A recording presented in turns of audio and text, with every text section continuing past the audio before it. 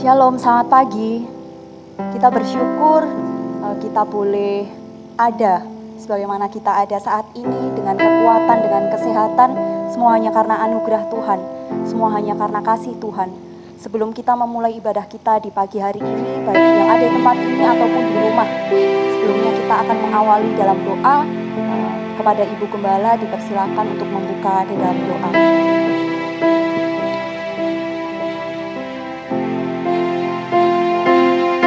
Bapa di surga, terima kasih untuk hari ini Tuhan. Kami pada hari Minggu ini juga bertepatan dengan hari Pentakosta, turunnya Roh Kudus bagi setiap kami, anak-anak Tuhan. Biarlah Roh Kudus itu juga menghiburkan, menguatkan kami. Dan itu akan menuntun kami untuk melakukan apa yang menjadi kehendak Tuhan dalam setiap pribadi kami. Kau menolong setiap seluruh sidang jemaat-Mu Tuhan yang bisa beribadah di tempat ini, di lantai sasar, ataupun sidang jemaat yang harus beribadah di rumah. Biarlah Roh Kudus yang sama menghiburkan dan menguatkan kami, memberikan sukacita yang melimpah dalam hidup kami. Kau menolong setiap pelayan-pelayan Tuhan. Biarlah Roh Kudus-Mu yang menolong, menuntun dalam melayani hari ini. Terima kasih Bapa.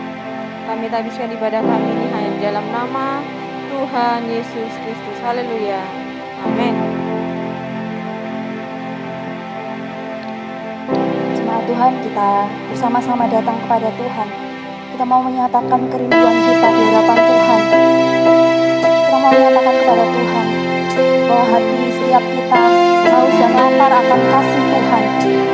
Biarlah Roh-Nya yang kudus boleh memenuhi kehidupan setiap kita. Mari kita naikkan pujian, mengalirlah kuasa Roh Kudus.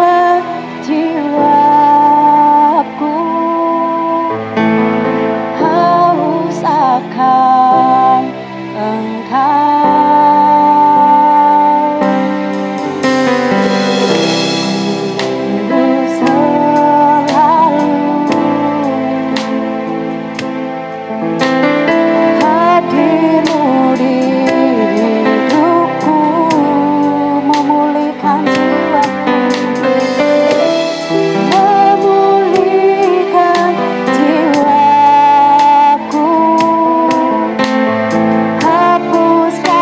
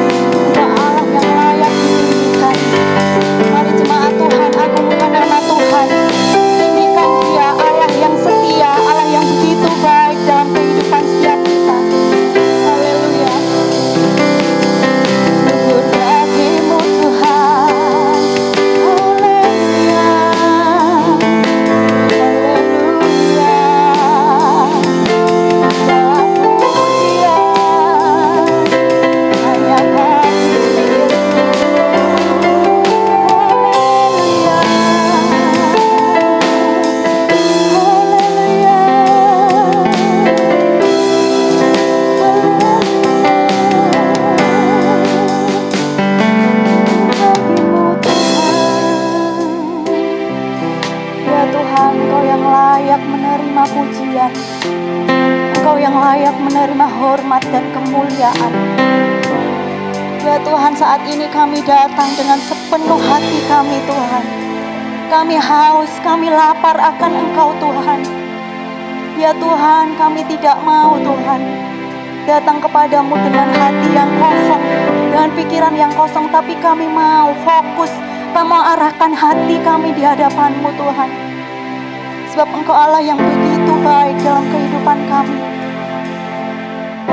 Ya Yesus, bahkan Engkau mencurahkan Roh Kudus-Mu buat setiap kami yang percaya kepadamu Tuhan.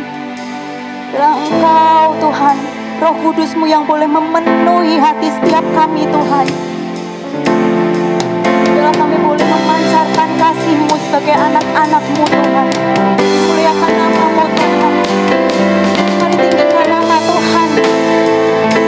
Sebab Dia Allah yang hidup, Dia Allah yang perkasa, Dia Allah yang luar biasa.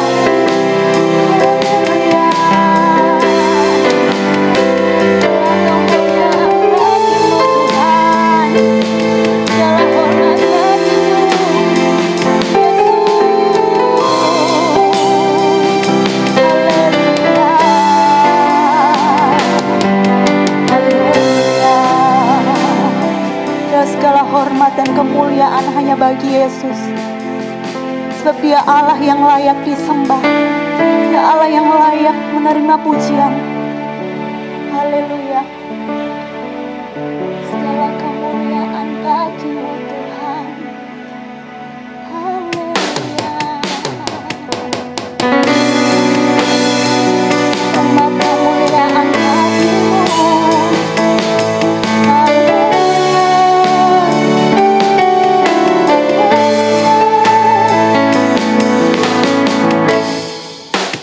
Kemuliaan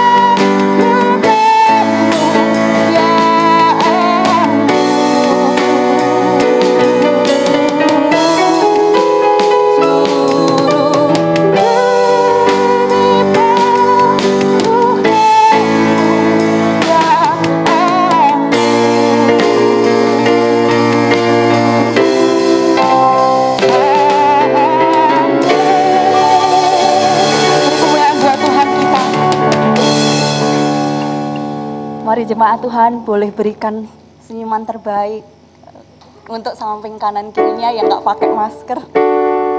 Yang pakai masker ya kelihatan dari matanya. Wah, sedang tersenyum.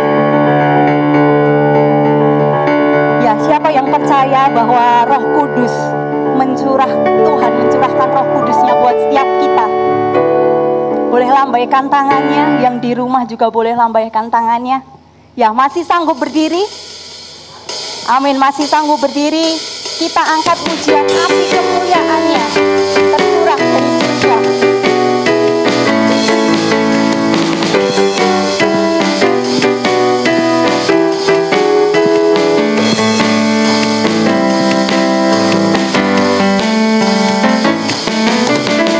Dengarkanlah suara nabi memanggil semua umatnya dari seluruh penjuru bumi datang untuk menyembah Dia. Dengarkanlah suara nabi memanggil semua umatnya, gereja Tuhan bersatu ini mengangkat tinggi kasih-Nya. Setiap manusia yang lemah dapat semua senjata Allah membentara ujung. Api kemuliaannya tercurah dari surga, penuhi kami semua, bangkitlah gerejanya. Api kemuliaannya tercurah dari surga, beritakan pada dunia bahwa Yesus Raja, segala raja. Kita angkat pujian ini lebih semangat lagi dari awal. Dengarkanlah suara nabi memanggil semua umatnya dari seluruh penjuru bumi datang untuk menyembah Dia.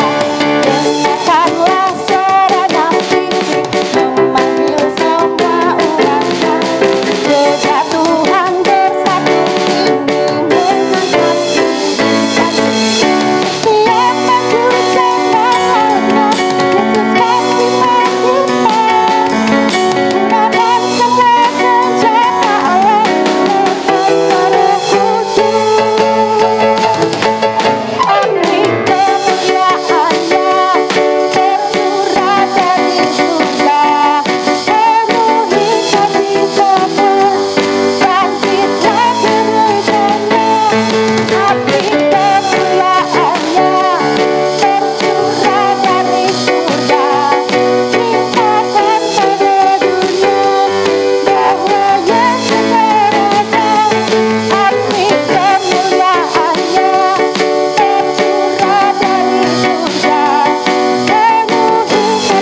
tercurah dari surga, beritakan pada dunia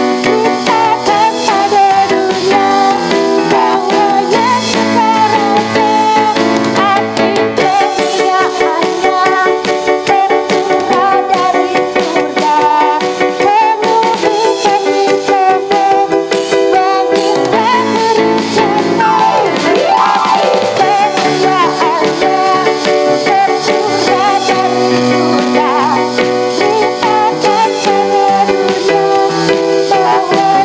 dari surga, beritakan pada dunia bahwa Yesus Raja, segala raja.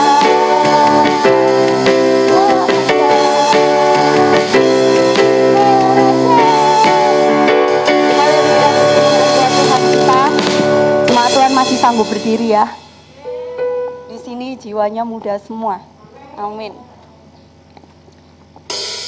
Kita kembali angkat pujian Roh Kudus tercurah.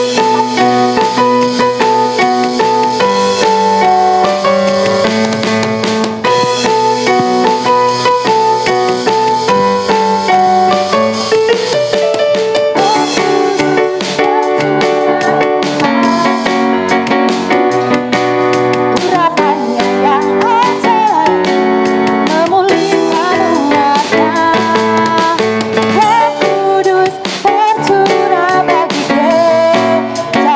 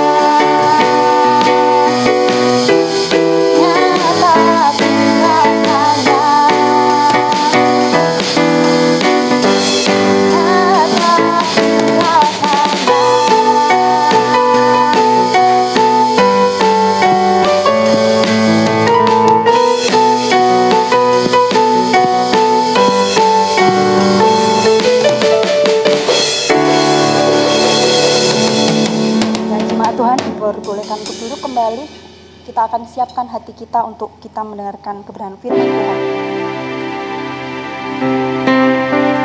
Dipersilakan duduk kembali.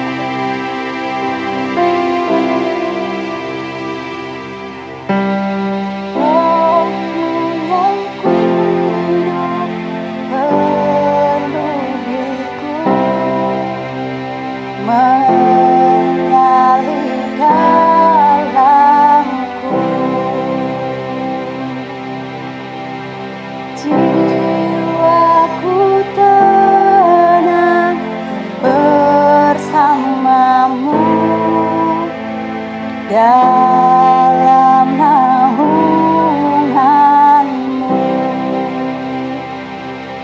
ku buka hati untuk jamahanmu, berserah penuh di hadiratmu. Kau ambil alih seluruh hidupku di altarmu, menyembahmu.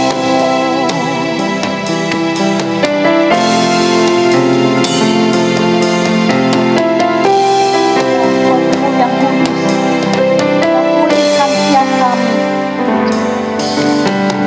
Roh-Mu yang kudus, pulihkanku. Engkaulah damaiku, Engkaulah damaiku. Ku hidup oleh anugerah-Mu. Ku hidup oleh anugerah-Mu yang menyertaiku, yang menyertaiku, yang menyertaiku. Buka hati untuk jamahanmu, berserah penuh di hadiratmu.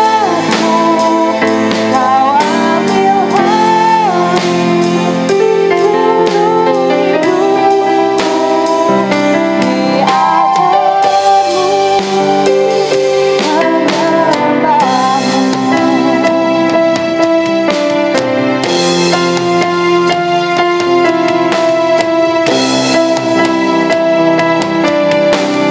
Roh-Mu yang kudus, pulihkanku.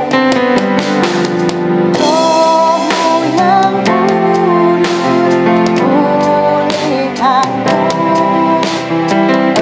Engkaulah damaiku. Ku hidup oleh anugerah-Mu.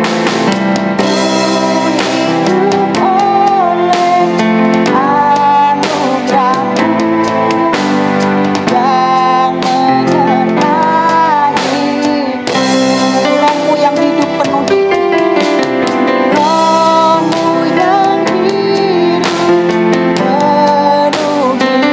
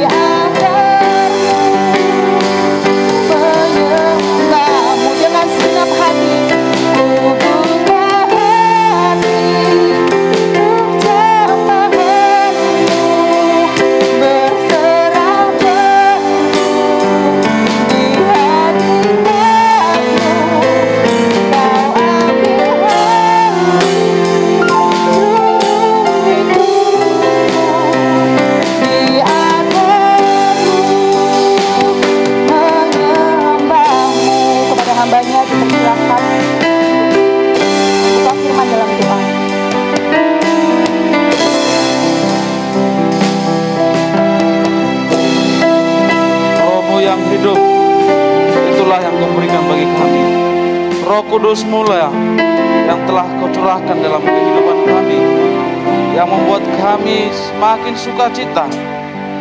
Dan Roh Kudus mula yang menuntun kami, yang mengubah. Dan firman-Mu yang akan menolong kami di kesempatan di pagi hari ini Bapa. Oh, Kau Allah yang baik, Kau Allah yang peduli terhadap kami. Terima kasih untuk anugerah-Mu yang begitu indah bagi kami Bapa. Bapa, sebentar kami mau mendengarkan firman-Mu.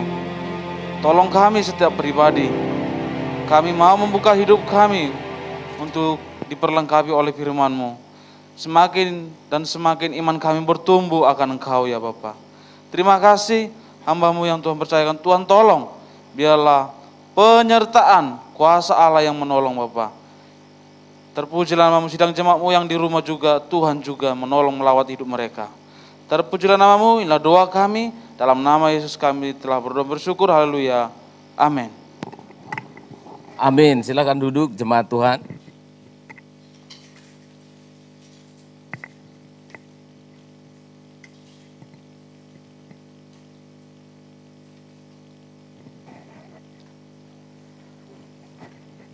Dahulu ketika saya masih kecil ya, tinggal di kampung, saya mengira memang makanan yang paling enak di seluruh dunia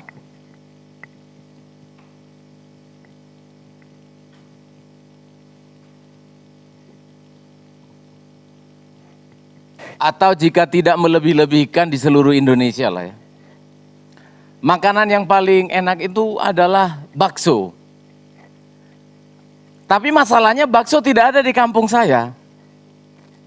Nah, tapi tiap hari di TVRI atau di radio-radio itu selalu ada lagu, Abang tukang bakso, mari-mari sini, aku mau beli, cukup satu mangkok 200 perak, bakso bulat seperti bola pimpung, kalau lewat membuat perut kosong. Nah, jadi sudah tertanam dalam pikiran kita anak-anak di kampung itu bahwa bakso itu kayak apa gitu ya. Pasti bakso itu paling enak sedunia, paling enak di Indonesia. Karena apa? Jangan dimakan, belum dimakan masih lewat saja sudah bikin perut kosong gitu loh. Nah, artinya itu tertanam dalam pikiran. Tapi kemudian setelah beranjak dewasa, mulai ke Jawa sini, makan bakso, ya ternyata biasa aja. Ternyata ada juga makanan-makanan Indonesia yang lain yang enak-enak. Ada tahu tek. Kalau saudara pengen tahu tek yang enak, saudara akan kaget kan? Karena saya akan suruh saudara ke Albatros saja, enak di sana tahu tek. Kalau orang bilang kan, oh di restoran ini, kalau saya enggak, di Albatros. Digelar tikar terpal, terus ada angin dari laut, terus itu sudah. Nanti pada lapar semua mau pulang ya. Ada juga soto, ada rawon dan lain sebagainya. Ternyata kita memang sejak dari kecil, sejak kita masih anak-anak sudah digojlokin di dalam pikiran kita, makanan yang enak itu bakso, paling enak sudah, enggak ada yang lain. Nah, agak mirip dengan peristiwa Pentakosta yang hari ini sedang kita rayakan, Hari Raya Pentakosta, Hari Raya 50. Penta itu artinya 50, pencurahan Roh Kudus. Setelah Yesus bangkit, dia tinggal 40 hari di bumi. Lalu yang hari Kamis kemarin kita sudah peringati kenaikan Tuhan Yesus. Lalu kemudian 10 hari kemudian Roh Kudus dicurahkan.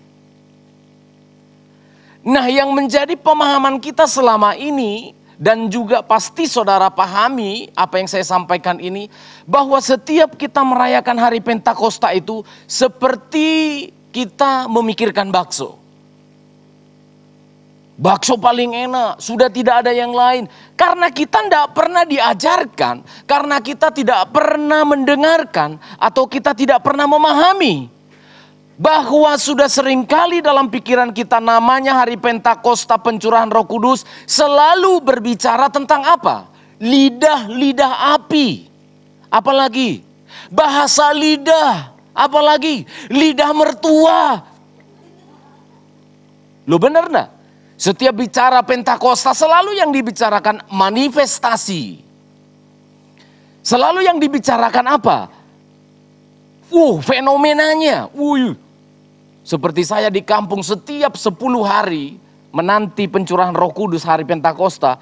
Itu 10 hari gereja mama saya itu, waduh, luar biasa. Jadi semua kursi tidak ada, semua lesehan. Sudah tiba waktunya berdoa, semua berlutut.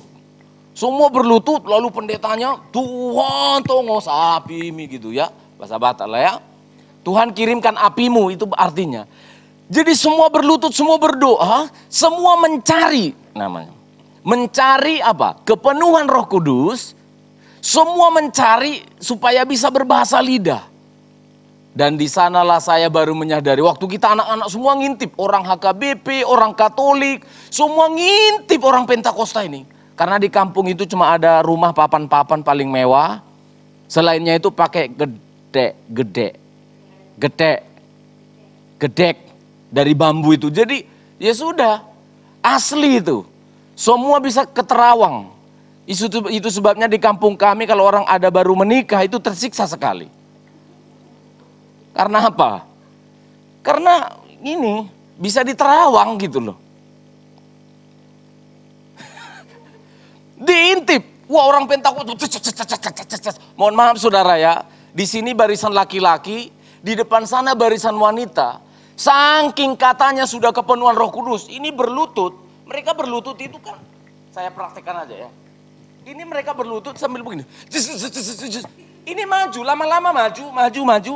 Yang ibu-ibu juga maju. Akhirnya jejesan. Untung waktu itu belum ada corona. Istrinya orang ludah-ludahan sama suami orang. Loh, saya enggak bergurau, bukan. Tapi memang saudara ketawa. Itulah yang terus terjadi. Di kota-kota sini pun saya masih melihat itu. 10 hari katanya menantikan pencurahan Roh Kudus. Untuk apa? Nanti bermanifestasi. Sehingga saya perhatikan setiap kali hari Pentakosta itu, 10 hari itu, nanti pendetanya sibuk mengambil kapur untuk kasih marking. Kasih coretan di belakang kursi. Oh, Yefta sudah kepenuhan Roh Kudus. Siapa? Hendy sudah kepenuhan Roh Kudus. Sementara orang yang diam-diam menikmati kebaikan Tuhan, tidak dicentang-centang dia. Loh, sungguhan, kasihan loh. Gak dicentang-centang. Padahal dia memang orangnya melankolis dan kolerik dan apa namanya? Orangnya melankolis, nggak kayak saya, ekspresif. Lalu pendeta melihat yang kelihatan kepenuhan Roh Kudus, bisa main musik. Sementara yang tenang-tenang diam-diam nggak boleh melayani apa-apa. Karena apa? Belum kepenuhan Roh Kudus. Inilah yang terus tertanam dalam pikiran kita. Pentakosta itu bicara tentang apa? Kegerakan-kegerakan yang bersifat jasmani. Lidah-lidah api, bahasa lidah, dan sebagainya. Nah, pagi hari ini kita akan melihat kuasa api Pentakosta yang semula itu seperti apa tuh? Ya. Kuasa api Pentakosta yang semula itu kita harus perhatikan. Ini yang seringkali jarang kita khotbahkan. Ini yang seringkali jarang dipahami oleh umat Tuhan. Sehingga kadangkala salah persepsi, kita kira bakso sudah makanan paling hebat sedunia.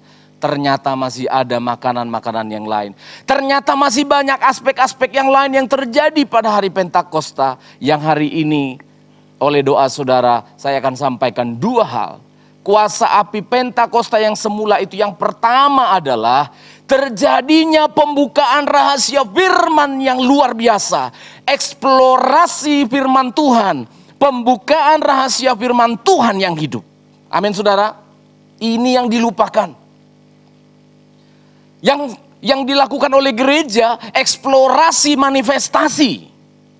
Bahasa apa itu Pak? Apa ya? Yang selalu diinginkan oleh gereja adalah mengungkapkan semacam yang bisa ditonton.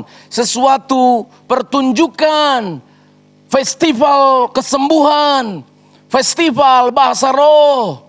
Terima, terima, katakan.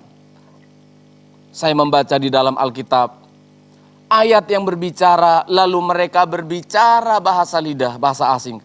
Hanya beberapa ayat.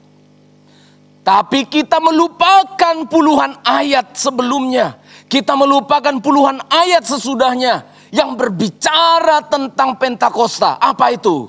Eksplorasi pembukaan rahasia firman Tuhan. Amin saudara.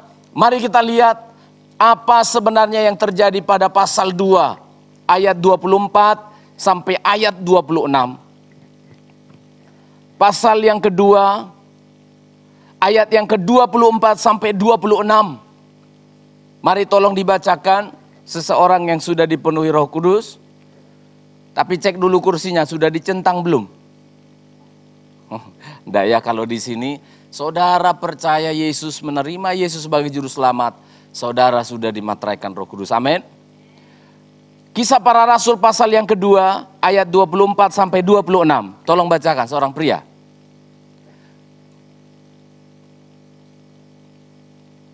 Tetapi Allah, pria, ya, membangkitkan.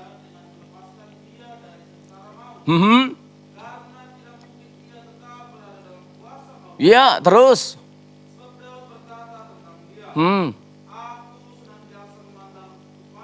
Ya. Oh, luar biasa. Puji Tuhan. Satu lagi, terus.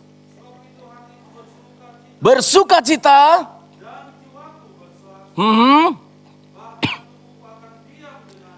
Aku senantiasa memandang Tuhan. Ada lagu. Dia yang di sebelah kananku. Ketika orang-orang yang berada di loteng Yerusalem, saya sudah pergi ke loteng ini di lantai 2. Ketika orang-orang berkumpul di loteng Yerusalem, lidah-lidah api, kepenuhan Roh Kudus terjadi, lalu mereka berbahasa asing, berbahasa lidah. Apa yang terjadi? Orang-orang pada kebingungan. Perhatikan ya. Orang-orang pada kebingungan. Lalu muncullah seorang Petrus. Dia berdiri lalu memberikan penjelasan. Saudara perhatikan. Manifestasi dari Roh Kudus, bahasa-bahasa lidah dari orang percaya mula-mula membuat orang masih bingung. Tetapi pembukaan rahasia firman Allah membuat orang apa tadi? Aku bersukacita, jiwaku bersorak-sorai. Ini penting sekali. Pentakosta itu identik dengan apa saudara? Sangat-sangat identik dengan pembukaan rahasia firman Tuhan. Tentang apa? Bahwa Yesus yang mati telah bangkit dan memberikan damai sejahtera di tengah badai. Coba kita baca ayat itu sekali lagi. Saudara perhatikan. Sebab ayat yang ke-20 berapa tadi? Mulai ayat yang ke-24. Ayat yang ke-24. Tetapi Allah membangkitkan Yesus dengan melepaskan dia dari sengsara maut. Karena tidak mungkin ia tetap berada dalam kuasa maut itu. 25. Baca jemaat. 1, 2, ya.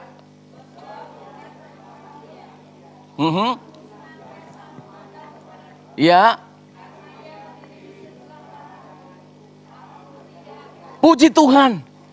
Petrus menjelaskan kepada orang yang bingung. Bahasa lidah yang didengarkan tidak bisa membuat orang memahami kebenaran secara utuh. Itu sebabnya nanti dalam 1 Korintus Paulus agak tegas bilang kepada orang Korintus, jangan sembarangan berbahasa roh. Jangan sembarangan kalian ngomong-ngomong yang gak jelas. Kenapa? Orang akan bingung. Di sana bilang caca, di situ bilang cucu, di sini bilang la, di sana bilang li,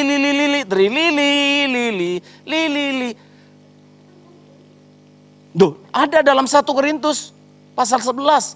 Jangan, kalau ada yang mau berbahasa roh, satu orang lain harus menerjemahkan. Makanya saya mengajar kepada mahasiswa saya kasih tahu. Bahasa roh itu karunia dari Tuhan. Bahasa roh ada di dalam gereja, tapi tata caranya sudah dibuat. Kalau ada berbahasa roh, jangan lebih dari 3 orang. 2 orang. Dan siapa yang berbahasa roh, harus saja yang menerjemahkan. Jadi contoh di sana, zikir, Yesus Tuhan, Engkaulah Raja. Harus gitu. Jadi tidak boleh terlalalala, trilililili, sandal, sepatu. Tidak boleh. Bukan saya yang ngatur, Alkitab. Karena apa? Bahasa roh yang muncul pada waktu itu perlu penjelasan. Maka Petrus menjelaskan, ternyata point of interest, pusat inti dari hari Pentakosta, apa saudara, tentang siapa? Yesus yang bangkit. Ini yang dilupakan. Bakso terus yang diberitahu. Rawon yang paling enak itu nggak dikasih tahu. Soto yang enak itu nggak diberitahu. Bakso terus, bakso. Karena apa? Karena lagu. Ya itu.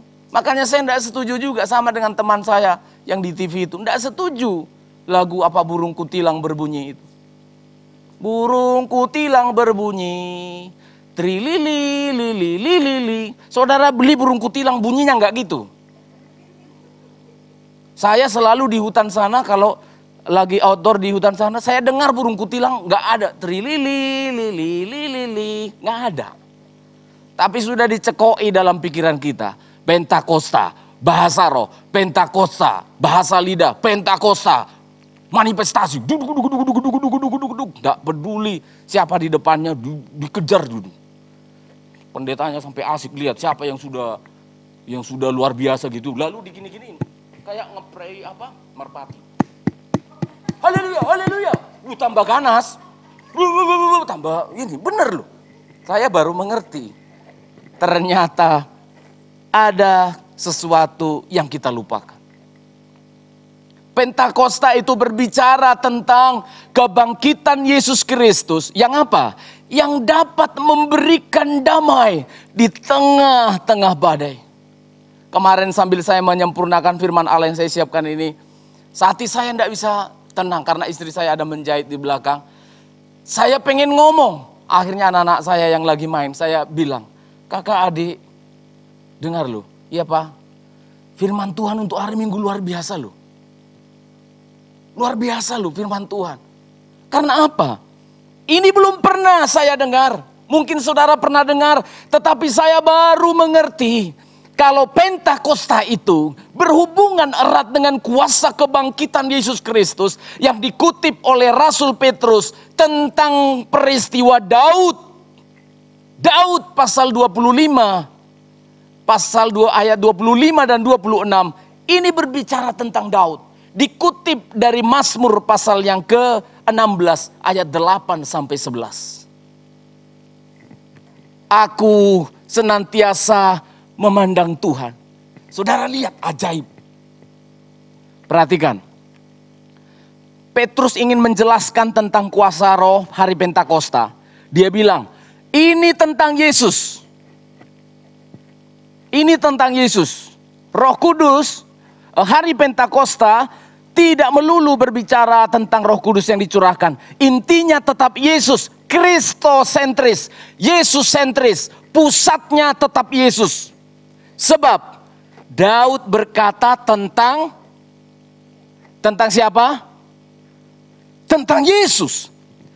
Daud itu hidup ribuan tahun sebelum Yesus. Tetapi ternyata Daud pernah melihat bahwa Yesus itu berada di mana? Aku senantiasa memandang kepada Yesus. Bicara tentang dia, kata dia ini dirubah oleh siapa? Oleh Daud, karena dia belum mengenal Yesus waktu itu. Yesus belum datang ke dunia sebagai manusia. Dia datang waktu itu kepada Daud dalam bentuk roh atau penampakan malaikat. Dia bilang, aku senantiasa memandang Yesus. Saya rubah saja Tuhannya dengan Yesus, karena hari ini kita sudah mengerti kata Tuhan ini ternyata Yesus. Aku senantiasa memandang kepada Yesus. Karena Yesus berdiri di sebelah, apa saudara? Kananku, aku tidak goyah. Mazmur 16 ini ditulis ketika dia diburu oleh Saul atau Absalom. Ketika dia dalam persoalan yang sangat berat, ketika dia dalam pergumulan yang sangat-sangat berat, api Pentakosta yang berbicara tentang Yesus itu hadir. Always, senantiasa memandang Tuhan. Saudara perhatikan, seorang Daud yang sedang dalam pelarian, yang sedang dalam intimidasi, yang sedang dalam kesulitan, menuliskan judul Mazmurnya pasal 16, Mikhtam Daud. Mikhtam itu adalah sebuah meditasi atau doa perenungan.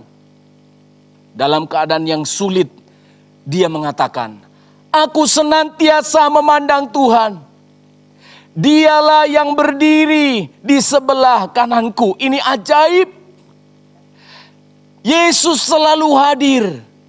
Walaupun dia belum jadi manusia pada tahun -2 sebelum Masehi. Ketika dia sebelum hadir, praeksistensi namanya. Sebelum dia hadir menjadi bayi, dia sudah hadir sebagai Allah. Daud mengalaminya. Hari Pentakosta bukan hanya kalau pada hari 10 hari menantikan Roh Kudus, bukan. Sebelumnya engkau merasakan kegerakan itu. Sesudahnya engkau menikmati keadaan itu. Saudara perhatikan ayat itu. Pelan-pelan saya jelaskan. Aku senantiasa memandang Tuhan. Dia di sebelah kananku. Itu bahasa Indonesia kita menjelaskan supaya kita memahami bahwa Yesus selalu ada di sebelah kita. Itu bahasa Indonesia kita ingin membantu orang Indonesia memahami.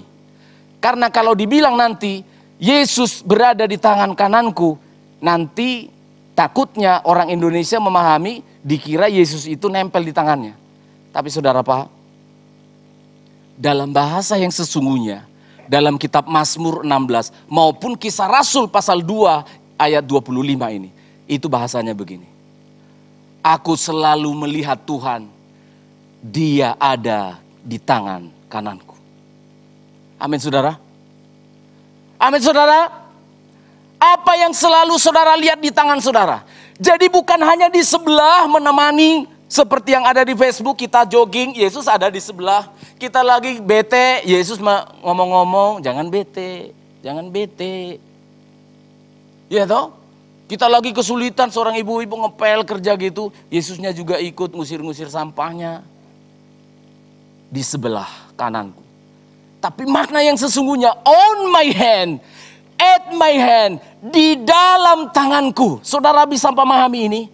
Tangan kanannya Daud, saya menafsirkan ternyata Daud ini kidal. Kalau ini berbicara tentang perisai, ketika dia berperang, dia selalu memandang Tuhan. Dia tidak punya perisai, pedang pun dia harus minjam dari bait suci. Dia meminjam pedangnya Goliat yang pernah dia penggal. Dia tidak punya apa-apa, tapi dia bilang, dia selalu berada di tangan kananku. Ketika dia berperang, kalau kidal, tangan kiri, ini jadi perisainya. Kalau memang itu tangan kanan yang dimaksud bukan perisai, tangan kanan yang dimaksud adalah berbicara kekuatannya. Kekuatan yang selalu ada. Ketika dia lemah, dia lihat. Yesus berada di tangan kananku. Berbicara tentang kekuatan yang paling prima dari seorang manusia yang nganan. Berbicara tentang kekuatan yang diberikan oleh Tuhan yang melekat pada diri kita. Saudara perhatikan, tangan kananmu, bukankah tangan kananmu bisa mendorong pintu yang tertutup bagi jalanmu? Amin. Pintu tertutup, pakai tangan, dorong pintu terbuka. Ada batu yang menghalangi langkahmu, ingin tersandung, pakai tangan kananmu, geser. Bisa enggak? Bisa enggak? Ya. Kursi menghalangi, rintangan ada di depanmu, alihkan, singkirkan, pakai tangan bisa. Dan Yesus Kristus ketika Petrus berkhotbah tadi, ketika Daud mengungkapkannya dalam miktamnya, dalam mazmurnya, sedang ingin mengatakan bahwa Yesus itu lebih dari fungsi-fungsi tadi itu. Amin saudara. Hanya persoalannya sekarang, apa yang selalu engkau lihat? Kan dia bilang, aku senantiasa selalu memandang Tuhan yang ada di tanganku. Masalahnya yang kamu lihat selalu di tanganmu apa? Kalau jam baru, saya ada jam. Tapi saya kasih di tangan kiri. Apa yang selalu kita lihat di tangan kanan kita? Handphone. Aku senantiasa memandang handphone. Dia yang di sebelah, di tangan kananku. Ayo saudara. Apa yang selalu engkau pandang? Aku senantiasa memandang akik. Ayo. Apa yang di tangan kanan kita? Aku senantiasa melihat rekening. Karena tangan kanan berbicara yang kamu andalkan. Kamu selalu melihat yang kamu andalkan. Kamu selalu berharap pada orang yang kamu andalkan. Petrus bilang begini, tidak ada yang bisa diandalkan. Berbicara tentang dosa manusia, tidak ada yang bisa diharapkan. Karena apa? Dalam pemikiran bangsa Israel, bahwa Daud yang jasmani itulah yang nanti akan menyelamatkan mereka. Sebelum saya sampai pada poin ini, saya ingin menekankan pembukaan rahasia firman Tuhan ini untuk saudara bisa lakukan. Senantiasa memandang Tuhan. Amin. Pandang Tuhan. Berbicara tentang Pentecostal fire, api Pentakosta, pandang Yesus. Amin. Bukan bagaimana caranya aku seperti Bapak itu lalalalalalalalalalalalala. Duh, saya tulis saja teksnya, kamu bikin lalalala bisa toh. Yang terpenting dari berita Pentakosta adalah apa? Aku senantiasa memandang Yesus karena dia ada di tangan kananku. Tidak sulit menggunakannya. Tidak sulit menemuinya. Saya sekarang lebih meningkat. Tuhan kita Yesus kita bukan hanya sejauh doa. Terlalu jauh doa itu. Sekarang lebih dekat. Seperti engkau mudahnya memandang tangan kananmu. Seperti itu dia bersamamu. Amin. Aku senantiasa memandang Tuhan. Daud belum tahu bahwa itu adalah Yesus. Lalu kemudian Petrus menjelaskan, itulah Yesus. Itulah Pentakosta sekarang ini yang kalian bingung. Ini loh Yesus. Daud ketika pergumulan yang begitu berat, saya jadi belajar. Tidak tahu mengapa, karena mata kita sudah taruh di depan.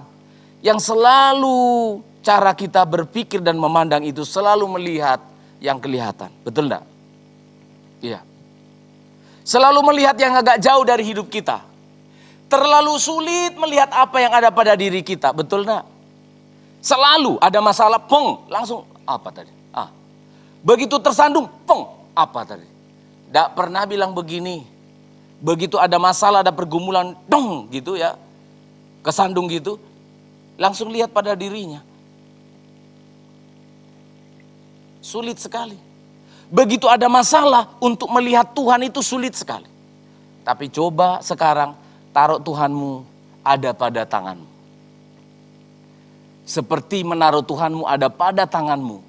Ketika ada persoalan, bukankah kita yang sering kita lakukan adalah melihat-lihat tangan kita? Ayo wanita-wanita, kalau sedang bergumul ada masalah gitu, apa yang kita lakukan?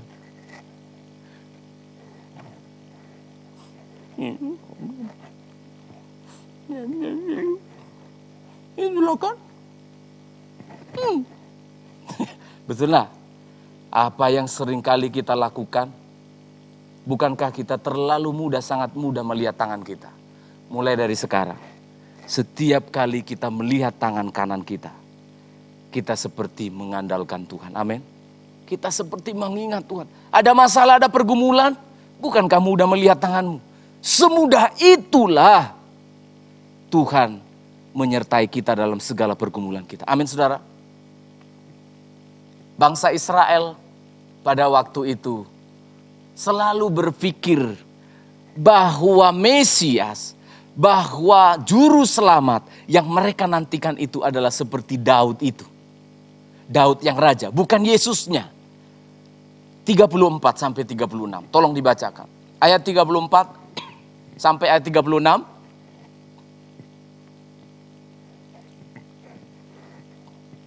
Pasal yang kedua ayat 34 Kisah Rasul tadi, ayat 34 sampai 36.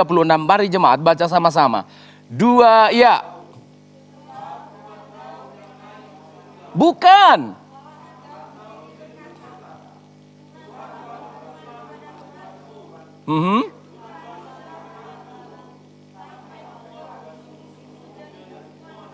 Iya.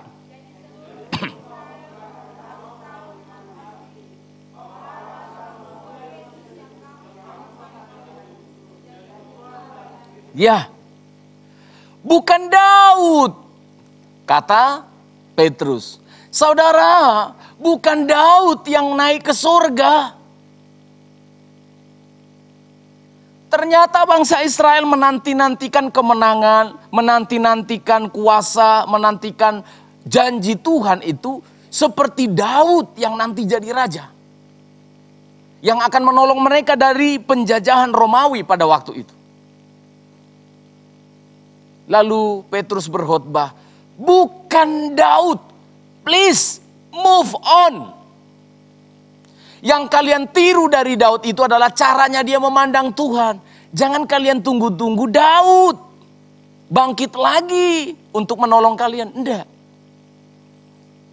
Petrus menyampaikan satu rahasia yang sangat penting. Bahwa ternyata memang manusia itu sulit untuk move on. Tahu move on, mbah-mbah yang di bawah ya, move on itu adalah sulit berpindah. Berpindah apa? Berpindah hati gitu. Jadi ternyata bangsa Israel ini terlalu kesemsem sama Daud. Kesemsemnya bagaimana? Karena memang Daud ini adalah raja satu-satunya yang pernah menyatukan kerajaan Israel. Setelah Raja Saul meninggal, kerajaan itu sempat pecah. Sempat pecah, yang satunya dipimpin oleh keluarga dari Saul, yang satunya itu mereka sudah mulai meninggalkan dan sudah mulai berpihak kepada Daud, sehingga kerajaan itu mulai terpecah. Sampai pada akhirnya nanti kerajaan itu menyatu dan menjadi kerajaan yang sangat besar. Lalu mereka sulit untuk move on. Sulit untuk berubah haluan hatinya. Kayak manusia gitu ya. Entah mengapa memang manusia itu dia beda dengan hewan. Kalau kambing atau sapi dia punya pasangan gitu ya. Begitu yang punya kambing jual itu kambing jantannya atau betinanya. Itu yang kambing jantan memang gelisah itu. Mana pacarku? Sudah nggak ada. Ya, karena saya tidak terlalu mengerti bahasa kambing. Hanya melihat gelisah-gelisahnya kan. Ya aku bahasakan lah kan. Tapi aku bukan kambing. Gelisah dia mbe. Tapi nggak lama.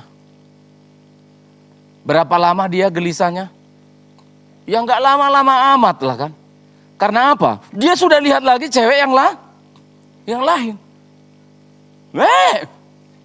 Nah ini ternyata lebih bagus. Akhirnya dia bersyukur itu diambil. Kalau manusia itu tidak tahu mengapa dia punya kesetiaan. Punya hati yang setia, punya hati cinta kasih sayang. Sehingga mereka ketika mempergunakan hati yang penuh kasih sayang ini berlebihan menjadi salah. Mereka memang mengasihi Daud, tapi ingat, Daud sudah mati, kuburannya sudah pernah saya pegang. Daud sudah mati. Dan sekarang Petrus berkata, ayo move on. Bukan Daud, Tetapi Yesuslah yang pernah naik ke surga. Itulah yang membuat orang-orang yang kamu lihat ini seperti itu. Lalu kemudian Petrus berbicara bahwa yang terpenting dari kenaikan Yesus Kristus itu apa? Perubahan. Ya, perubahan dari hidup kita. Dikatakan di sana, aku akan menjadikan, coba lihat lagi ayat itu, ayat 34-35. Aku akan mendudukan engkau di sebelah kananku sampai kubuat musuh-musuhmu. Ini saudara perhatikan. Pembukaan rahasia firman Tuhan ayat 34. Petrus berkhotbah, ayat 34 dikatakan begini. Sebab bukan Daud yang naik ke surga. Malahan Daud sendiri berkata kepada Tuhan. Berkata, Tuhan telah berfirman kepada Tuanku. Jadi Daud sendiri berbicara begini. Allah Bapa itu berbicara kepada Yesus. Dia bilang begini, lanjut. Yesus Kristus, ini Bapa di surga ya. Yesus Kristus, duduklah di sebelah kananku. Setelah Yesus naik ke surga, dia duduk di sebelah kanan Allah Bapa. Tapi pikiran saudara jangan duniawi, ada kursi 2, ada kursi 3, bukan begitu sebenarnya. Dia ingin menjelaskan tentang Allah kita yang luar biasa itu, tapi dengan pemahaman kita. Ya, saya sederhanakan saja, nanti jadi panjang. Duduklah di sebelah kananku, sampai kubuat musuh-musuhmu menjadi tumpuan kakimu. Ini kata Bapa di surga, kata Roh Kudus kepada Yesus. Saudara bisa lihat posisinya Yesus siapa? Belum terlalu paham, saya ulangi pelan-pelan. Yesus naik ke surga. Ketika dia sudah sampai di surga, lalu seluruh surga termasuk lembaga Allah, Bapa dan Roh Kudus bilang begini. Duduklah Tuhanku. Duduklah di sebelah kanan. Aku akan bekerja. Kamu sudah mati untuk dosa manusia, disalibkan dan bangkit. Duduk di sebelah kananku. Sampai kubuat musuh-musuhmu menjadi tumpuan kaki. Gantian sekarang. Allah Bapa bersama dengan rohnya yang kudus, bersama dengan malaikat Mikael nanti pada kitab Wahyu, akan bekerja menangkap dan mengalahkan. Bersama Allah Tritunggal mengalahkan musuh-musuhnya Yesus. Jadi saudara perhatikan. Bicara tentang Pentakosta. Itu bukan hanya kuasa Roh Kudus. Walah berbahasa roh. Festival kesembuhan ilahi. Bukan. Bukan sesederhana itu.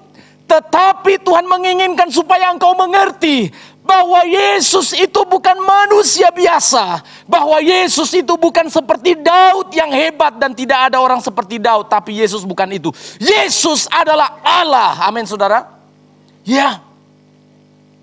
Yesus adalah Tuhan. Ini yang tidak bisa dipahami orang Kristen. Begitu disebut Allah Tritunggal, hatinya sudah mulai gelisah. Kok bisa ada Allah Tritunggal? Kok bisa ada anak Allah? Tapi tidak pernah bingung kalau ada anak kunci kan? Ada anak tangga, kamu nggak pernah bingung. Ada anak kunci, nggak bingung. Tapi begitu dibilang anak Allah, bingung nggak Kristen ini? Kok bisa ada anak Allah beranak? Itu kan? Dalam firman yang dibukakan oleh Petrus, sedang ingin menjelaskan bahwa Yesus Kristus itu adalah Allah penguasa sorga. Dia adalah pemilik sorga.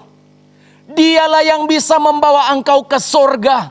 Jangan pernah berharap kepada Daud yang tidak pernah naik ke sorga. Kamu hanya melihat dia pernah berperang, menang. Tapi dia pernah berzinah dan membunuh Uria. Tetapi Daud tidak pernah diizinkan membangun bait suci karena apa? Tangannya penuh dengan darah berperang. Salomo yang mendirikan bait suci. Petrus berkata, perhatikanlah orang-orang Israel. Berharaplah kepada Tuhan. Yesus yang kamu salibkan itu, ayat yang ke-36. Yesus Kristus yang kamu salibkan itu adalah Tuhan dan Kristus. Amin saudara. Begitu mendengar itu ayat berikutnya langsung hati mereka tertusuk. Karena mereka sekarang mengerti. Tertusuk. Hati mereka tertusuk, ayat 37, 38, mendengar hal itu. Hal apa saudara? Pembukaan rahasia firman itu. Hati mereka sangat-sangat terharu, tertusuk itu. Terharu, mereka mengerti. Ya ampun. Kita yang bilang orang Kristen itu musyrik, menjadikan manusia sebagai Tuhan. Ternyata justru kita, Daud kita bikin seperti Tuhan. Nabi-nabi kita bikin seperti Tuhan. Yesus yang adalah Tuhan sendiri kita bikin seperti lebih rendah dari Daud.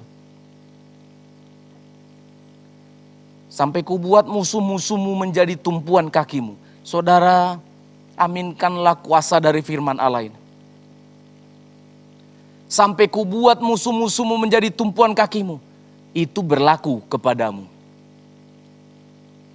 Kalau kamu percaya kepada Yesus, sama, tenang, anakku. Paham saudara? Kamu punya masalah tapi percaya Yesus, duduk di sebelah kananku. Tenang, ya anakku Henry. Sampai kubuat musuh-musuhmu menjadi tumpuan kaki. Apa masalah saudara? Saudara berperang melawan negara Inggris? Enggak toh? Apa masalahmu? Apa pergumulanmu? Tenang, kalau kamu percaya Yesus, percaya firman Tuhan, duduk. Kamu kan sudah berdoa, kamu kan sudah berupaya, duduk. Sampai kubuat musuh-musuhmu menjadi tumpuan kakimu. Ada amin enggak saudara? Tidak ada amin karena saudara tidak melihat ayat ini.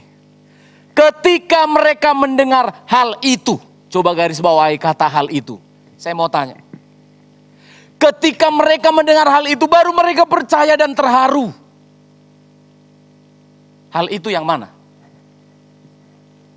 Ayo jemaat. Hal itu tadi yang dimaksud di situ. Ketika mereka mendengar hal itu, apa itu? Pembukaan rahasia firman tadi. Ketika mereka percaya tentang pembukaan rahasia firman Tuhan, hati mereka terharu. Berarti masalahnya bukan musuhmu yang terlalu keras, bukan masalahmu yang terlalu berat. Persoalanmu di mana sebenarnya? Tuh, kamu tidak pernah mendengar firman itu terharu kamu. Saudara paham? Jemaat Tuhan selalu kalah. Jemaat Tuhan tidak pernah berkemenangan. Jangan salahkan Yesus. Jangan salahkan siapa-siapa. Ini. Ketika mendengar firman yang dibukakan, kamu gak pernah rasa apa-apa. Perhatikan. Ini penting sekali. Hari Pentakosta itu sebenarnya yang paling dipentingkan adalah transformasi dari kehidupan manusia. Tentang apa? Percaya kepada firman Tuhan. Oh, saya berkata kepada Tuhan, ampuni saya sebagai pendeta. Kalau saya masih kurang dalam mengeksplorasi, menggali firman-Mu Tuhan.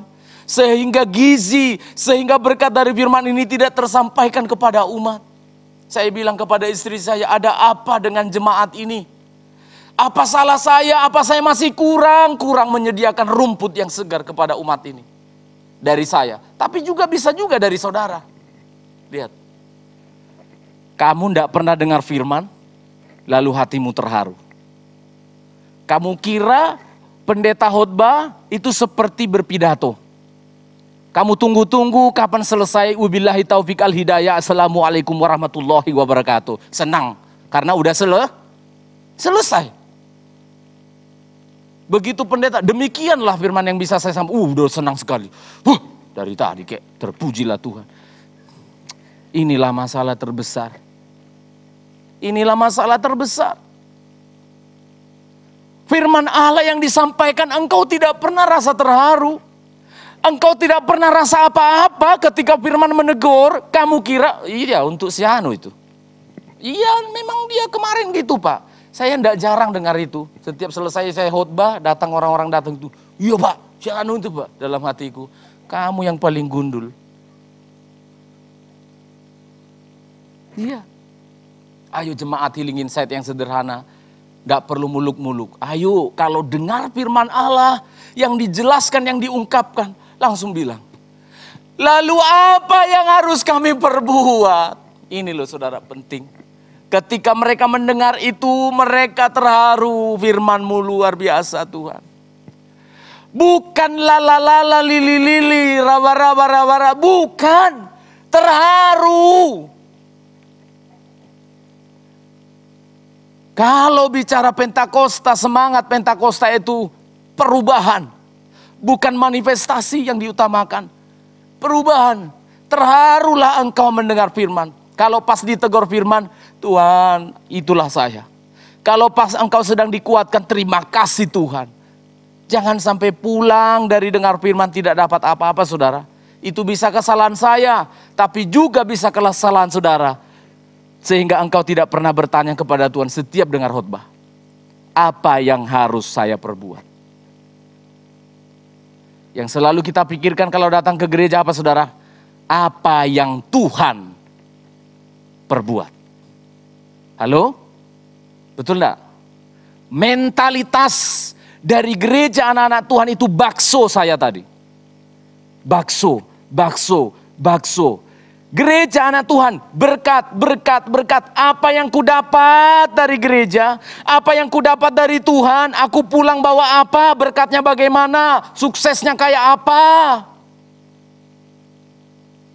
Totally wrong. Bukan itu kekristenan. Bukan itu kekristenan. Saudara boleh membenci saya sebagai pendeta yang tegas menyampaikan kebenaran, silahkan. Tapi ini untuk memberkati saudara. Kekristenan itu bukan taking. Tapi yang selalu dalam mentalnya itu adalah giving. Apa yang harus kami perbuat? Tapi saudara lihat dan koreksilah dirimu. Setiap mau datang ke gereja, aku mau cari berkat. Aku mau diberkati Tuhan. Kualitas rohanimu sangat rendah. Karena apa? Itu dilakukan orang dunia. Orang Kristen itu datang kepada Tuhan. Aku ingin memberi hidupku. Amin saudara. Aku ingin memberi hidupku. Bicara tentang Pentakosta. Bukan apa yang aku dapat dari Tuhan. Tapi apa yang harus aku lakukan untuk Tuhan. Amin saudara. Ini loh.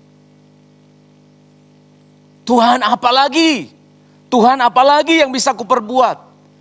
Ya tunggu kaya lah Pak Stephen. Saudara, bukan kaya. Saudara ingat ketika Yesus memperhatikan persembahan orang-orang yang sedang berjalan.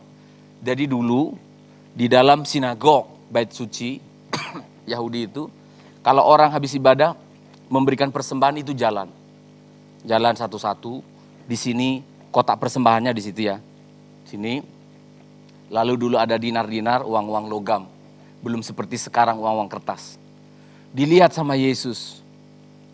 Orang-orang mempersembahkan. Wah, orang-orang kaya maju ke depan. Dia satu kantong begini uangnya. Dia ginikan. Perting, perting, perting, perting. Jadi lama, orang ngantri lama loh. Gue nih kaya nih. Ting, peliting, peliting, peliting, peliting. Dalam bahasa Yunaninya begitu. Berkali-kali dia gini, ding ding ding ding ding ding ding ding, supaya dilihat orang. Tiba-tiba datang janda yang tinggal punya uang 2 uang saja. Saya sebut saja uangnya itu sekarang mungkin ya kira-kira 20.000. Itu uang belanjanya hari ini, itu semuanya yang dia punya hari ini. Kalau dia kasih itu ya mungkin puasa hari ini. Dia datang. Ada 2, berapa tadi 2 uang ya? Tapi tidak keliting-keliting. Dia bikin bagaimana? Prong. Lalu Yesus bilang begini kepada murid-muridnya. Siapa di antara orang-orang tadi yang mempersembahkan, yang paling berkenan kepada Tuhan, yang paling hebat? Orang yang ngasih banyak? Bukan. Karena mereka memberi dari kelebihannya. Saya enggak kaget, enggak berbahasa roh saya. Kalau lihat orang kaya buka dompetnya persembahan, ambil yang 100.000 itu satu gini. Enggak kaget saya. Karena apa? Penghasilannya 1 miliar 1 bulan. Ini loh anak-anak sekolah ini. Belum berpenghasilan. Memberikan 2.000 rupiah untuk persembahan bagi Tuhan. Lebih banyak siapa? Lebih banyak siapa? Orang kaya bangga-bangga tarik 100.000 begini. Penghasilanmu 1 miliar. 300 juta satu bulan. Dibandingkan orang tidak punya penghasilan ngasih persembahan 1.000, 2.000. Banyak siapa? Menurut mata manusia, pendetanya langsung, wih hebat ini. Bodoh kamu dibodohi. Yang benar itu harusnya isi dompetnya itu dimasukin semua belum apa-apa itu. Dan kita juga jangan sampai nggak memberi karena nggak punya. Ini penting sekali. Jangan sampai kita kira yang namanya memberi hidup itu adalah jumlah-jumlahnya itu. Tidak. Apa yang kamu punya, itu berikan kepada Tuhan. Amin saudara. Hidupku Tuhan, hidupmu berikan kepada Tuhan. Saya sebagai Bapak Gembala di hari Pentakosta ini ingin berbicara. Supaya saudara diberkati oleh Tuhan. Ayo beribadah, itu dulu. Jangan kamu pusing tentang uangmu itu. Berikan hidupmu. Terharulah dengar firman. Butuhlah akan firman Allah. Saudara perhatikan, setelah mereka menanya kepada Tuhan, lalu apa yang harus kami perbuat? Petrus tidak bilang, mana uangmu? Tidak. Mana deposito? Bukan. Persembahan itu digerakkan dari hati yang mencintai Tuhan. Ya, orang kaya banyak tidak mau ngasih hidupnya, ngasih tanahnya kepada Tuhan. Tapi banyak ibu janda yang gak punya apa-apa, rumahnya dikasih ke gereja. Saya tidak kaget lihat itu. Banyak. Bukan 1, 2, banyak. Apa yang harus kami perbuat? Mana uangmu? Enggak. Petrus bilang begini. Bertobatlah. Ayo baca saudara. 2 ya. Bertobatlah. Dan hendaklah kamu masing-masing memberi dirimu dibaptis dalam nama Yesus Kristus untuk pengampunan dosamu. Maka setelah itu kamu akan menerima karunia Roh Kudus. Termasuk bahasa roh. Itu karunia. Ini kebalik gereja sekarang. Bla bla bla bla bla bla bla bla bla bla bla bla. Tobatnya nanti Pak. Pokoknya sudah bisa bla bla bla bla bla bla. Pendeta dikelabui, centang. Boleh main musik, boleh ini. Bertobatnya carry. Terbalik. Kamu ngerti firman Allah, dengar firman Allah, lembutkan hatimu, bertobat baru terima karunia Roh Kudus. Begitu bertobat melayani Tuhan. Begitu Hendy bertobat diberikan karunia main musik. Begitu Stephen Manurung bertobat diberi karunia A. Begitu saudara bertobat ada karunia Tuhan beri. Membantu apakah pelayanan, apakah itu ada banyak sekali karunia yang saya tidak bisa khotbahkan dalam kitab Galatia. Begitu banyak. Inilah kuasa Pentakosta yang semula. Transformasi, eksplorasi. Firman Allah dibukakan, hidup manusia diubahkan. Amin saudara. Tuhan memberkati kita semua. Kita nyanyikan lagu yang terakhir tadi. Oh Roh Kudus, kami sangat memerlukan-Mu. Penuhilah kami. Hati kami begitu bersyukur pada hari Pentakosta ini Tuhan. Karena kami sekarang mengerti Engkau ada di tangan kanan kami. Tidak hanya sejauh doa, tetapi secepat mata kami memandang. Pertolongan-Mu ada bagi umat-Mu. Pertolongan-Mu ada pada setiap hidup kami Tuhan. Api Pentakosta menyala dalam setiap hati kami. Firman Allah selalu dibukakan. Pertobatan terjadi, hidup kami diubahkan. Terima kasih Tuhan. Haleluya. Amin.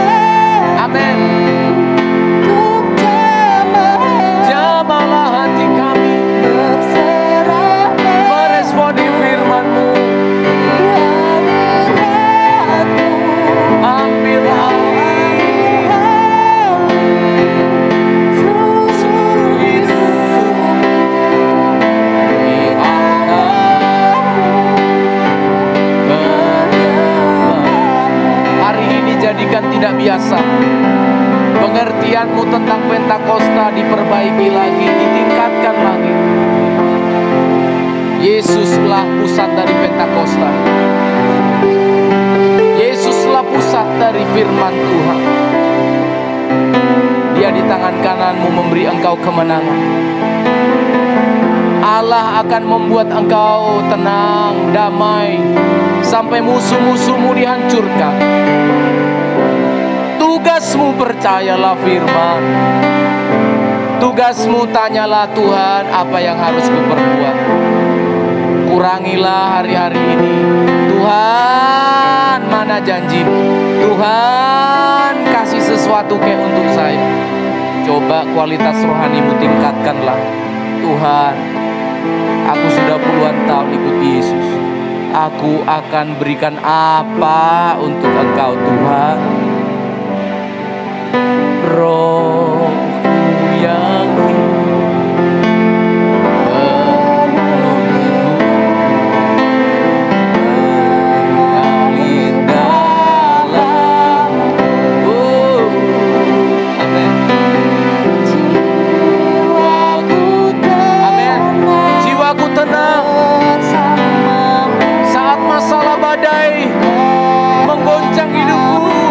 hatiku tenang karena Yesus di tangan kananku, dalam naunganmu. Dalam naungan. Buka hati, mari jemaat berdirilah. Berdiri bersama-sama. Haleluya.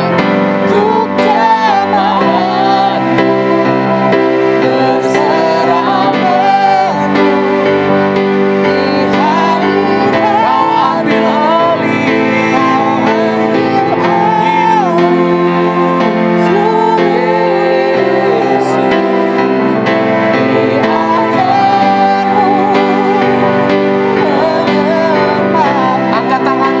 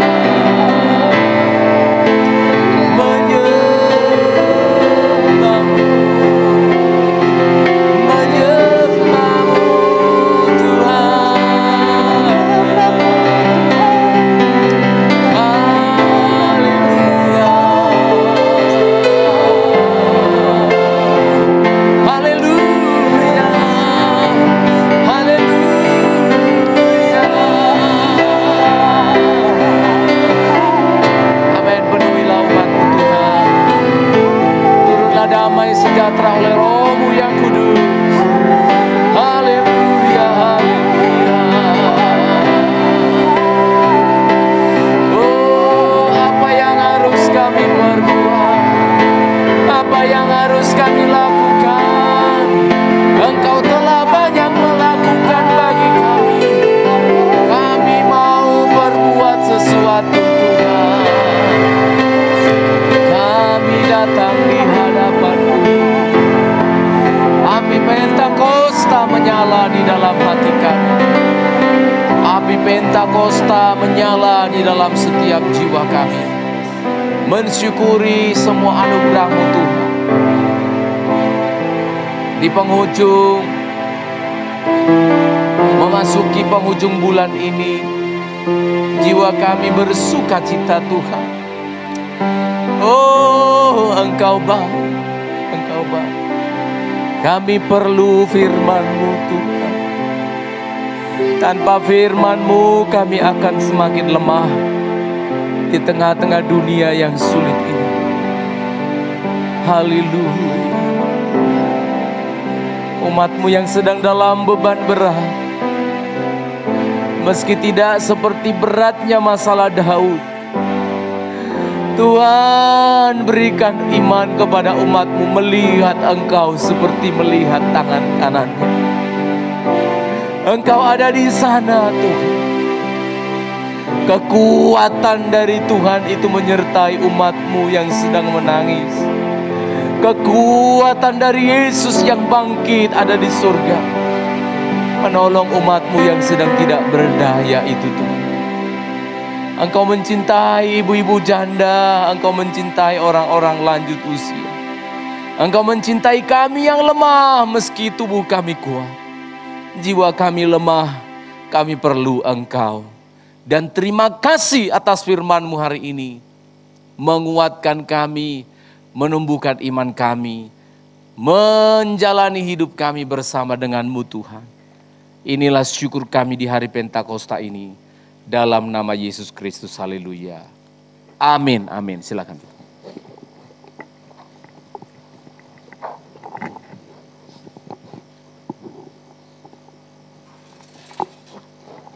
Ya, kita semua diberkati oleh kebenaran firman Tuhan. Amin. Amin. Tiba saatnya bagi kita memberikan persembahan. Kepada petugas persembahan bisa mempersiapkan diri. Kita akan angkat pujian Roh Kudus tercurah di tempat ini.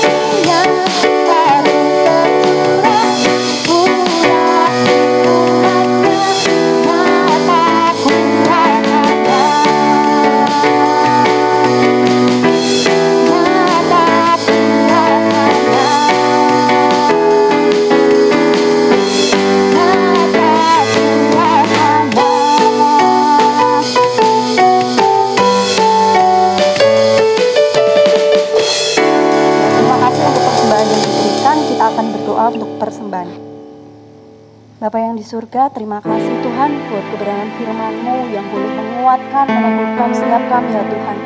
Dan terima kasih atas kesempatan yang Tuhan berikan buat kami untuk memberikan persembahan ya Bapa. Meskipun sedikit, ajarlah kami Tuhan untuk memberikan yang terbaik, karena Tuhan Yesus Engkau begitu mengasihi kami dan memberikan berkat-Mu buat setiap kami ya Tuhan. Terima kasih Tuhan Yesus Kristus, kami juga berdoa buat hamba-Mu yang mengelola persembahan ini, Tuhan yang berikan hikmat dalam mengelolanya. Terima kasih Tuhan Yesus Kristus, Engkau yang kuduskan sucikan persembahan ini. Hanya dalam nama-Mu kami berdoa dan kami bersyukur. Haleluya. Amin. Untuk selanjutnya ada beberapa pengumuman mungkin yang akan disampaikan oleh Ibu Gembala, silahkan.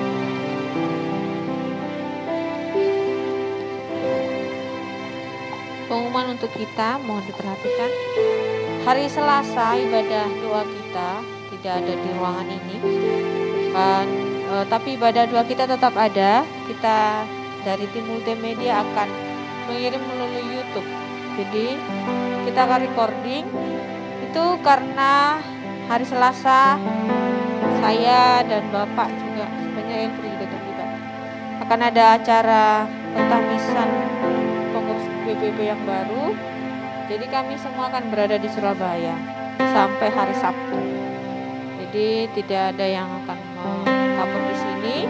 Jadi nanti ibadah doanya tetap ada, akan dikirim melalui YouTube. Jadi yang jemaat yang belum subscribe memang tidak akan dapat notifikasi. Tapi bagi saudara yang sudah subscribe pasti ada notifikasinya, ya. Jadi itu perlunya subscribe itu. Kalau nggak di subscribe memang nggak akan notif kapan ibadahnya, nggak akan. Tapi kalau sudah langsung otomatis setiap handphone saudara itu akan ada deteksi, oh ada ibadah, ada ini ya. Jadi nanti tetap akan diingatkan di grup bahwa jadwal ibadah doa tetap ada hari Selasa. Kemudian untuk hari Minggu masih tetap seperti sekarang, ibadah hari Minggu ibadah suci ya? Belum ya? Masih satu kali lagi ya. Ternyata bulan ini panjang saudara. Masih satu kali lagi. Jadi ibadah hari Minggu jam 8 dilanjutkan dengan sekolah minggu. Nanti juga kita akan berdoa bersama dipimpin oleh Bapak Ibu Gembala untuk acara pentahbisan pengurus baru dan serah terima jabatan pada hari Selasa sampai hari Sabtu mendatang. Kita akan mendengarkan laporan keuangan dari bidang keuangan. Demikian pengumuman dari saya.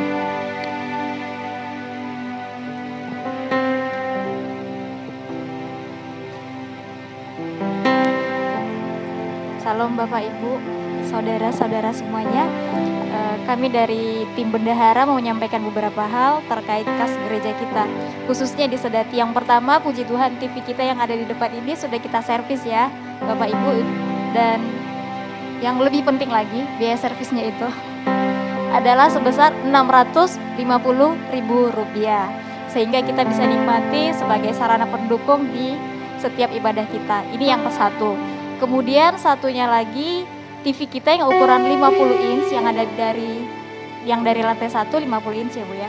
Nah itu sudah kita bawa ke tukang servis, sudah diperbaiki dan kita akan ambil kalau hari ini bisa hari ini kita ambil atau besok seperti itu. Dan satu lagi yang lebih penting lagi, untuk biaya servisnya itu sebesar Rp1.050.000. Tepuk tangan dong, sedikit kan? Oke, itu untuk sarana prasarana kita. Yang kemudian satu lagi yang seperti yang disampaikan Ibu Gembala tadi, bahwasanya sinode kita dalam bulan-bulan ini sedang melaksanakan mubes, dan pada kesempatan ini juga kita diberi kesempatan, gereja kita ini diberi kesempatan untuk berkontribusi. Jadi Bapak Ibu Saudara, oma-oma yang hatinya tergerak untuk memberikan persembahan, silahkan hubungi bendahara, dan persembahan dari Bapak Ibu Saudara semuanya nanti akan kita sampaikan ke panitia pelaksana mubes tersebut hari ini Bapak Ibu, karena minggu depan hari Senin sudah proses, sudah selesai seperti itu. Jadi kalau ada yang tergerak nanti selesai ibadah boleh jumpai bendahara. Demikian yang bisa kami sampaikan dari tim bendahara. Terima kasih, Tuhan Yesus memberkati.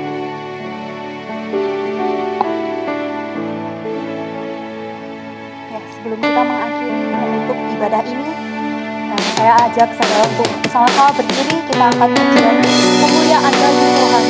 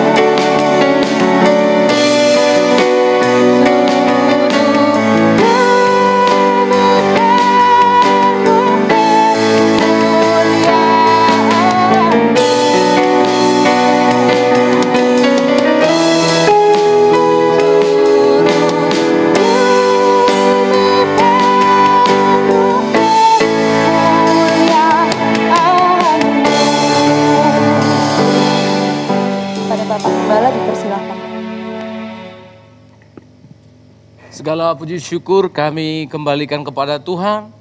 Pada hari raya Pentakosta ini kami tidak bisa bertemu banyak dan menikmati hidangan-hidangan yang lezat karena kondisi sekarang begitu sulit Tuhan. Tetapi kami telah berpesta rohani. Firman-Mu telah Engkau berikan kepada kami lebih dari cukup yang sudah kami peroleh. Dan sekarang kami ingin memberi hidup kami setelah pulang dari gereja ini, ibadah ini Tuhan. Kami membawa hidup kami, pakai kami untuk menjadi saluran berkat kepada keluarga dan kepada orang yang kami temui. Dan tidak ada kata yang lain, kami akan kembali di dalam penyertaan-Mu. Segala pergumulan persoalan yang dihadapi oleh jemaat sudah dijawab oleh firman-Mu Tuhan. Tambahkan iman kami. Dan sekarang sidang jemaat yang dikasih oleh Tuhan yang di rumah maupun yang ada di gedung ini. Arahkanlah hatimu kembali. Terimalah berkat dari Allah kita. Oh, terima kasih Tuhan. Berkat dari Allah Bapa, Sang Putra dan Roh Kudus. Di dalam nama Tuhan kami Yesus Kristus Allah yang hidup. Itulah yang memberkati engkau sekalian. Diberkatilah nikah rumah tanggamu, bahagialah karena Tuhan. Diberkatilah usaha pekerjaanmu, berhasillah yang dikerjakan tanganmu karena Tuhan. Tuhan menolong segala pendidikanmu, rencana sekolah kuliahmu dan usaha pekerjaanmu. Dia menuntun menggendong engkau di masa tuamu. Diberkatilah jemaat Healing Insight mulai hari ini lagi. Maranatha sampai Tuhan Yesus datang kembali. Dengan iman kami telah terima berkat-Mu dalam nama Yesus. Kita responi, Bapa terima kasih. Bapa